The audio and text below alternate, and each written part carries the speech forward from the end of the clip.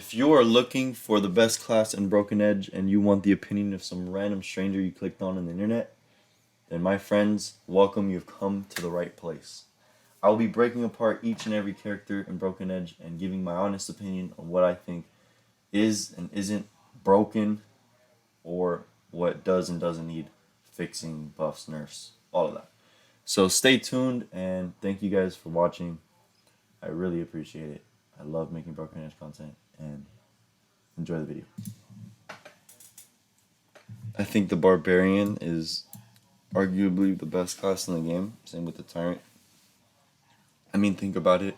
Let's talk about it from a strategic perspective. Arguably, the main advantage you'd have in this game is using your play space. If you use your play space, then you have the ability to outmaneuver your opponent on top of not just using your hands, but also your feet and your footwork.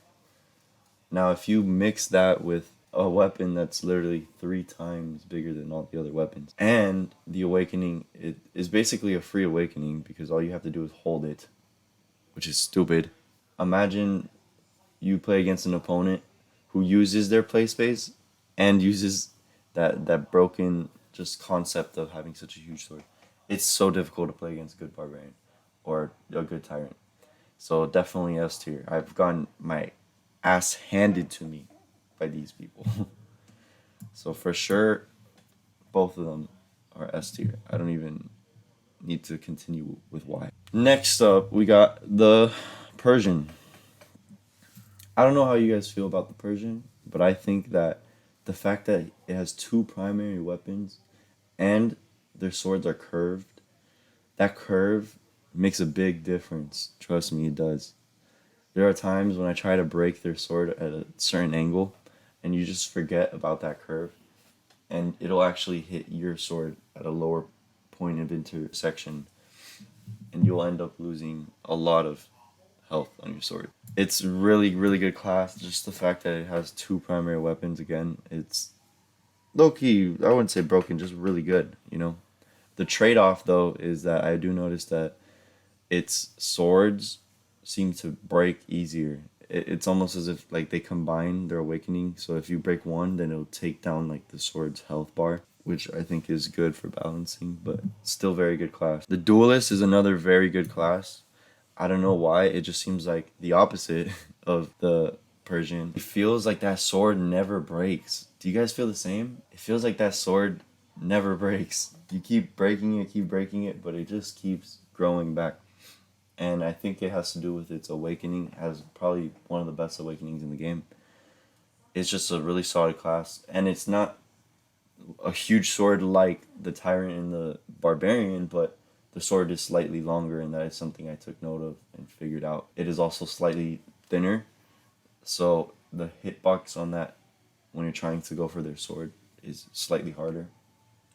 So definitely a really good class in mind. Next up, we got the Knight, and I am a bit biased with this one, I have to be honest. I used the Knight when I first started this game, and I think I realized, and it's undermined the effectiveness that a shield provides to a class. And the reason I say this is because think about it like this. 1 shield is equivalent to like 3 melee weapons if you use it correctly. It doesn't break your opponent's sword, but you have 3 chances. There are ways to use the shield that just gives you a huge advantage. Let me show you why.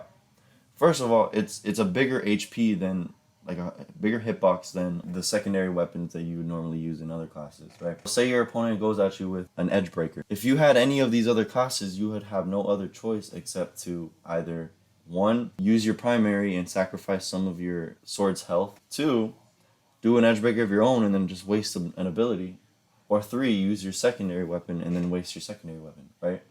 If you have a shield though, you can use your shield on the edge breaker, and now boom, it hits it. You still have 2 more hits available. Now if your opponent wants to use their defense stance, all you have to do is block 2 of their hits. Say you have your sword's about to break or something. You just gotta wait 2 or 3 3 different exchanges. Just have them hit your shield 2 times, plus like 1 hit with the thing, and then boom, 3 rounds just went by, and now their shield's gone. You know, their ability of shield. That utility that a shield brings is low-key broken and people don't see it. It's as broken, I'd say, as the long sword is for attack, except for defense, shields are crazy. On top of that, he has a secondary, but I will put him at B though, because I know I'm biased and he doesn't have the best sword and the secondary weapon sucks. If you're good with the shield, I'd say it's an A. Next up, the samurai. I talked about it in the last video. I'm just not a fan of the samurai. If you're a good samurai, I apologize. It doesn't mean you're a bad player. It just means that, in my opinion, you gotta do a little bit more work. It just feels like the sword is mid. The awakening sucks. I think they recently buffed it, but the awakening sucks. And the 2 secondary weapons, I mean, they break in 1 hit, you know? So you just go for those weapons early, and then they have 1 shitty sword, and that's it. He's definitely C to me. Not the best. SpongeBob here is actually the Viking, so... But, like I said, I'm putting him lowest S tier, and the reason why, again, I'm biased, is because I've been using him since he dropped, and it's just so unfair, the amount of utility that he has. He has 2 secondary weapons, and I'd argue that those axes actually provide utility in certain ways that the daggers don't, and it, again, arguably can be better in those scenarios. I'm going on a tangent, but the fact that it has so many weapons is just crazy, on top of the fact that the awakening is so easy. It's like the Duelist, and all you have to do is just aim your sword at them, and it's basically awakened. And then it's like the Persian, where all you gotta do is move it in a certain pattern, and it's max awakened. And then it's like the Knight, in that it has the shield, right? And I already talked to you about like the utility of that shield. It's crazy. On top of the 2 weapons, like the samurai. It's insane. And the reason why I think the axes might actually provide more utility than daggers, in my opinion, is yes, the trade-off again is that if you miss, they hit your handle, then you essentially lost it, right? But the reason why the axes are crazy, if you use both of them at the same time, it's essentially another edge breaker, free edge breaker. It just does so much damage to your opponent in early game. You can just use one of the axes on this, and then boom. The second thing, the reason why I feel like it in some scenarios it is better than the dagger is also because of the shape. It's an L, so it's like this. You grab it and you're like, you know what I mean? And that does make a difference at times.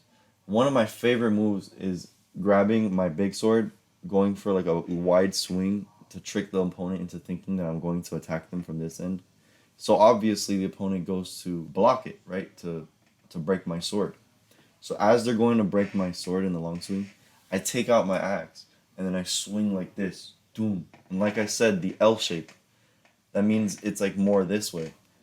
At times, that split fraction of a second difference between them connecting with my sword and me connecting with their head makes all the difference for me to win a game. The Viking is insanely powerful. I don't think he's more powerful than the Tyrant or the Barbarian because, like I said, having such a huge sword like that and a free awakening is kind of broken and not unstoppable, but it is if you don't have a good play space, you know. Anyways, that's all for the video. I really appreciate you standing and waiting this long to hear me talk.